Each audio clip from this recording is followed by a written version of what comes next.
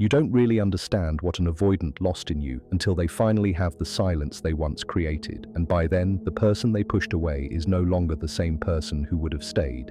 Welcome to Ghosting Psychology, where we break down the hidden emotional patterns behind love, loss, and why people disappear when things get too real. When an avoidant partner finally comes to terms with the fact that they've hurt you deeply, it doesn't unfold like a dramatic movie scene. There's no sudden emotional collapse, no immediate rush of regret, no clear moment where everything clicks into place. Instead, it happens in a much quieter, more delayed way, often long after the damage has already been done. It usually begins with something insignificant, a forgotten photo that surfaces unexpectedly, a song that once meant nothing but suddenly feels heavy, a memory they thought was buried, resurfacing without warning. Avoidant individuals don't experience emotional consequences in real time. They tend to process loss only when the noise fades, when the relationship is gone, and the emotional comfort you once provided is no longer there to soften their inner world. That's where the breaking point slowly starts to form. People with avoidant tendencies often carry an emotional blind spot. In their perception, your love can feel like pressure, your consistency can feel like expectation, and your desire for closeness can be interpreted as something overwhelming or unsafe. So during the relationship, they instinctively create distance. They withdraw not because you are too much, but because intimacy activates fears they haven't learned how to face. They pull away thinking they are protecting themselves. They shut down emotionally because vulnerability feels threatening. They may even sabotage moments of closeness because deep connection feels like losing control. Yet, beneath all of this, there is an unspoken assumption that you will still be there. They believe, consciously or not, that your patience will continue, that your care will persist, that your emotional presence is something stable and guaranteed, even if they are inconsistent. The idea that you might actually leave doesn't fully register until it becomes reality. And when you finally do walk away, something shifts inside them, quietly but profoundly. Avoidant individuals don't truly recognize the weight of loss while they still have access to it. They don't fully understand your importance while you are still available, and they rarely grasp the depth of your love until there is nothing left for you to give. While in the relationship, they often convince themselves that solitude suits them better. They tell themselves they don't need emotional closeness, that independence is safer, that attachment is unnecessary. The distance they create feels like relief at first. It feels controlled, manageable, even necessary. But that same distance slowly transforms over time. What once felt like safety begins to feel like emptiness. What once felt like freedom starts to feel like isolation. And the solitude they thought they preferred gradually becomes something heavier, something that no longer comforts them, but instead exposes them to their own unresolved emotions. Initially, after the separation, there is often a sense of ease. Avoidant individuals frequently experience a short-lived relief when emotional pressure is gone. They may even convince themselves that they made the right decision. They distract themselves quickly, through work, social activities, new routines, or anything that prevents them from sitting alone with their thoughts. But that relief doesn't last. It begins to fade in subtle moments, walking past places that once held shared memories, hearing familiar phrases that remind them of conversations you used to have, facing stressful situations where, instinctively, they remember how you used to support them, or attempting to connect with new people and realizing that emotional depth, patience, and understanding are not easily replaced. That's when the internal conflict starts to surface. Not loudly, but in fragments. They begin revisiting memories they once dismissed, the messages they ignored, the conversations they avoided, your attempts to communicate more clearly while they pulled further away, the moments where you expressed hurt and they shut down instead of responding, your confusion when they became distant without explanation. Each memory returns with a slightly different emotional weight, and with every recollection, a new layer of guilt slowly builds. The problem is that avoidant individuals don't typically process guilt outwardly. They don't express it, release it, or communicate it. Instead, they absorb it internally, where it quietly accumulates. Eventually, that unspoken guilt becomes something they can't easily outrun. But the most painful moment for them comes later, when they realize you've truly moved on, not just physically, but emotionally, when they understand you are no longer waiting in the background of their life, when it becomes clear that the version of you who once held on is no longer available. This is where the emotional impact becomes most intense. What unsettles them is not simply your absence, but the permanence of your detachment. Avoidant individuals often assume, deep down, that the emotional bond will linger indefinitely, that even if they withdraw, your attachment will remain intact. So when they realize that you no longer revolve around them emotionally, something destabilizes inside them. A kind of quiet panic sets in, because what they didn't expect was not your departure, but your recovery. And in the end, what breaks them is not the fact that you left, it's the realization that they pushed away the one person who genuinely offered them consistent care, patience, and emotional safety, and that this connection cannot simply be retrieved when they finally understand its value. What they slowly come to understand is that, in the process of trying to protect themselves, they also ended up damaging something real and meaningful. But people with avoidant tendencies don't usually sit comfortably with that kind of realization. At first, they try to push it away, they distract themselves, they justify their actions. Sometimes they even rewrite the story in their mind to make it easier to carry, convincing themselves you were too emotional or too demanding, just to soften the weight of their own guilt. Still, beneath all of that mental noise, one quiet thought keeps resurfacing. I hurt someone who only wanted to love me. This kind of awareness doesn't usually hit in a clean, clear moment. It shows up later, often at night, when everything else goes quiet and there's nothing left to run from. Avoidant people do feel deeply, but their emotions arrive late, after the situation has already changed. They might suddenly remember your smile and feel an unexpected tightness in their chest. They might go back through old messages and feel a sinking sensation they can't quite shake. They might look at photos and realize how safe, accepted, and emotionally close they once were to you, things they didn't fully acknowledge while they had them. With each memory, the truth becomes harder to avoid.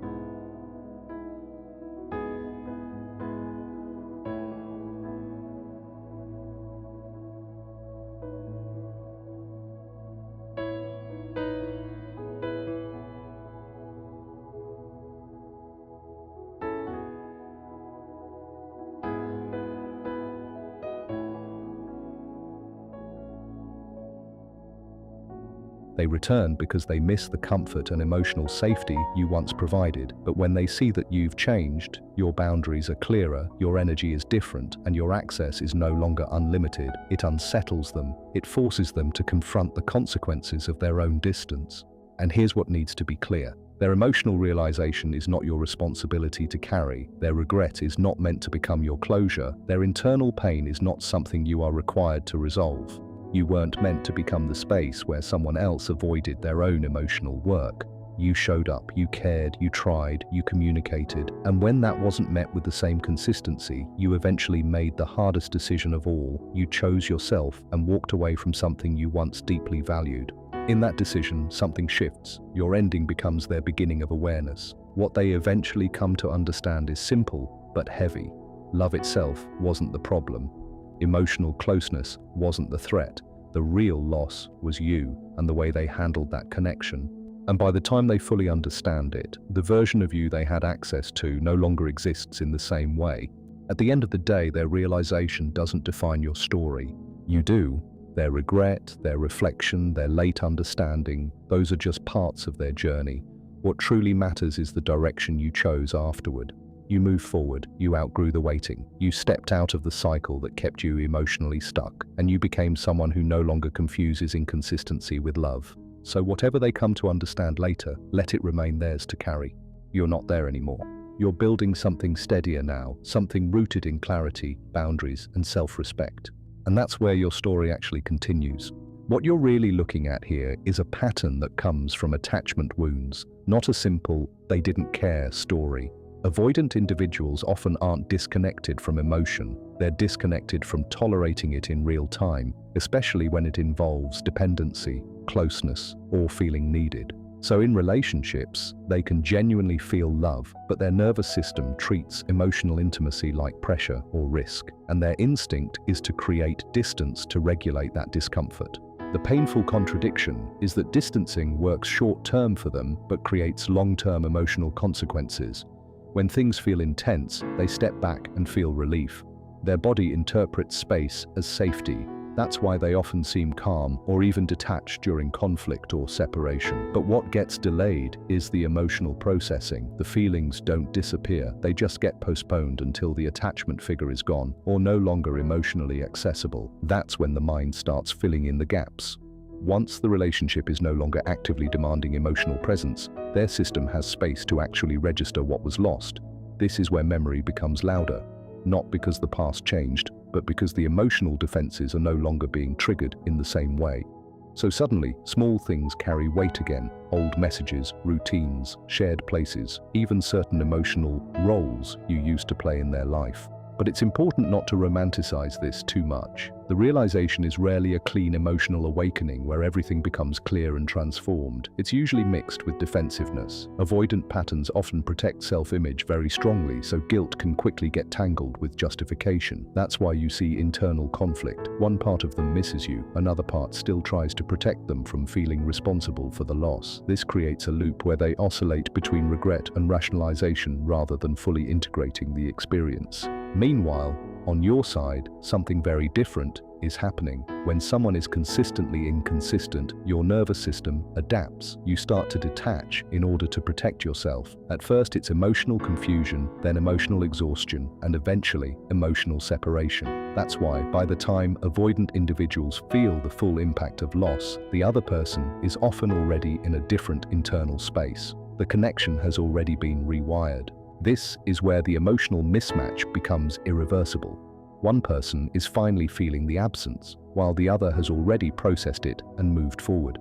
So when the avoidant person finally wakes up to the weight of what happened, they're not returning to the same emotional environment. They're returning to a version of you that no longer exists in the same relational position. That's also where a lot of confusion happens if they try to come back. They often expect emotional continuity, that the bond will still be accessible in the same way, but the other person has usually developed boundaries, clarity, and self-protection, so the dynamic they once relied on is no longer available. This forces a confrontation they previously avoided, not just that they lost someone, but that their own behavior shaped that outcome. The deeper layer here is that avoidant patterns are not really about not needing love. They're about struggling with receiving it without feeling overwhelmed, obligated, or exposed. So closeness gets interpreted through a threat lens, even when it's healthy. That's why they can genuinely care and still pull away. The system is inconsistent, not the emotion itself. For the person on the receiving end, this often creates a slow erosion of emotional safety. You start trying harder, explaining more, adapting more, and eventually you reach a point where self-abandonment begins to feel like the price of staying connected. That's usually the turning point where detachment begins, not out of lack of love, but out of self-preservation. So when people say they only realized after losing you, it's partially true, but incomplete. They didn't suddenly gain capacity for love after you left. What changed is access. The absence removed the pressure that was triggering their defenses, allowing delayed emotions to surface. But insight without emotional regulation doesn't automatically translate into change. That's why the regret can feel intense but still not lead to transformation. Awareness is one thing. Being able to stay emotionally present when intimacy returns is something else entirely. Without that shift, the pattern tends to repeat in different relationships, just with different faces. And from your perspective, the most important shift is exactly what you already touched on. Your nervous system learns the difference between attachment and stability. You stop interpreting inconsistency as something to fix. You stop over-functioning emotionally in hopes of creating security. You start recognizing that real connection doesn't require you to shrink your needs or wait for someone to become capable of meeting them. That's the real pivot point in all of this. Not their realization, but your recalibration. Because once you've experienced emotional instability long enough, clarity becomes more valuable than intensity. And from there, you don't just move on from a person, you move on from a pattern that was asking you to tolerate less than you deserve to receive. There's another layer to this dynamic that often gets missed, and it's the difference between emotional awareness and emotional capacity. An avoidant person can reach awareness, sometimes very clearly, sometimes painfully, but still not have the internal capacity to stay present with what they've realized. That gap is where a lot of the confusion comes from.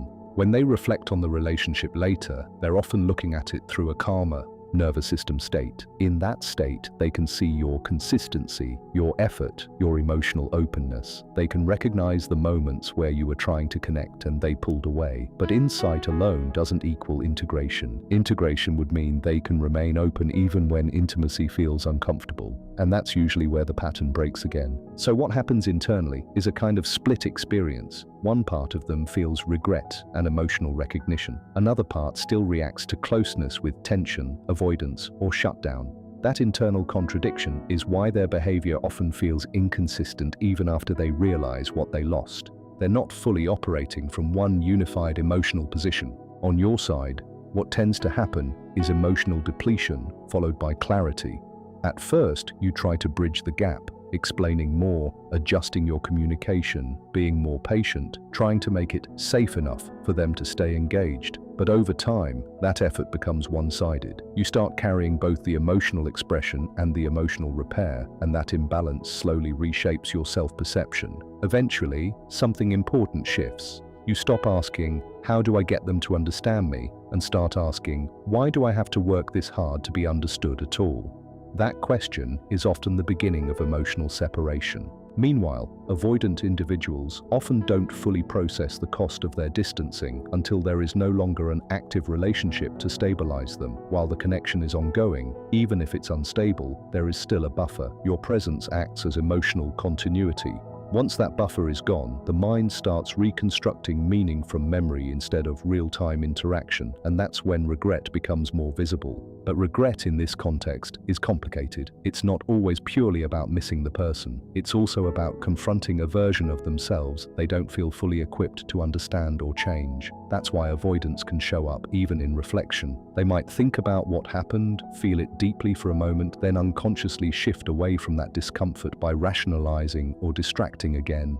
This is also why reconciliation, when it happens, often feels emotionally uneven. One person is reaching from a place of nostalgia and realization, while the other is operating from a place of healed distance and learned boundaries. The emotional timelines don't match anymore. Even if feelings still exist, the structure that once held the relationship has changed. What's often misunderstood is that avoidant behavior is not a lack of emotional depth. It's a regulation strategy that prioritizes autonomy over connection when the two feel in conflict. So closeness can feel good and threatening at the same time. That contradiction creates push-pull dynamics where they desire intimacy but instinctively reduce it when it becomes too present.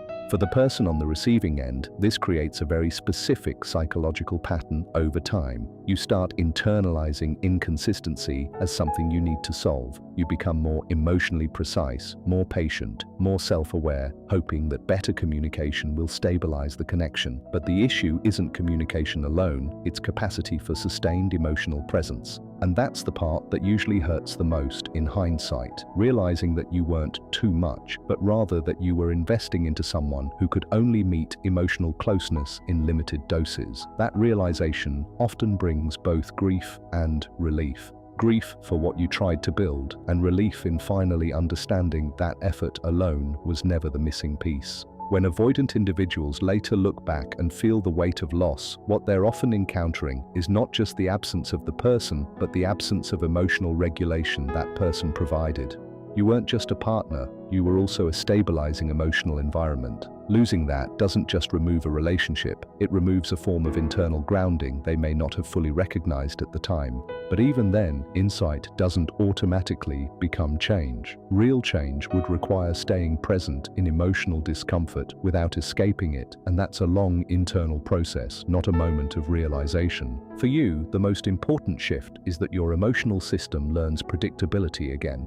After inconsistency, stability feels different. It feels quieter, less urgent, less confusing. And at first, that can feel unfamiliar, even underwhelming, because intensity often gets mistaken for depth. But over time, stability becomes what actually feels safe. That's where your story really moves forward. Not in what they realize about you later, but in what you no longer need to tolerate in order to feel connected. At the end of all of this, the pattern becomes clearer than the emotions around it. An avoidant person may only understand the full weight of what they lost after distance.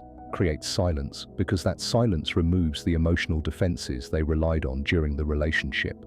Once those defenses are gone, memories return, regret surfaces, and they begin to see your value in a way they couldn't fully grasp while they were still pushing closeness away. But understanding something emotionally after the fact is not the same as being able to handle it in real time. That's the core limitation. Awareness can arrive late, even painfully, but it doesn't automatically mean the capacity for consistent emotional presence has changed. So their realization often becomes a private experience of regret, reflection, and what if, rather than immediate transformation. Meanwhile, your side of the story moves differently. You go through confusion, effort, emotional fatigue, and eventually, acceptance. Over time, inconsistency forces you to adapt, and that adaptation slowly turns into clarity. You stop trying to fix what isn't reciprocating. You start choosing yourself out of necessity, not just understanding. That's why, when their realization finally arrives, the emotional timelines no longer match. They are looking back. You are moving forward. They are processing loss. You are processing growth. Even if feelings once existed on both sides, the relationship no longer exists in the same form within you. And this is the most important point in the entire narrative. Their regret is not the measure of your worth, and their delayed understanding is not the definition of your value. It only reflects their timing, not your significance. What actually defines you is the shift you made when you stopped overextending for inconsistency and started valuing emotional stability, mutual effort, and respect for your inner peace. That decision changes everything that comes after it. So the conclusion is simple. Some people only understand love in hindsight, but your life cannot be built on someone else's delayed clarity. You don't stay where you are, only understood after you're gone. You move toward where you are understood while you are present. And that's where your story stops being about their realization and starts becoming about your direction.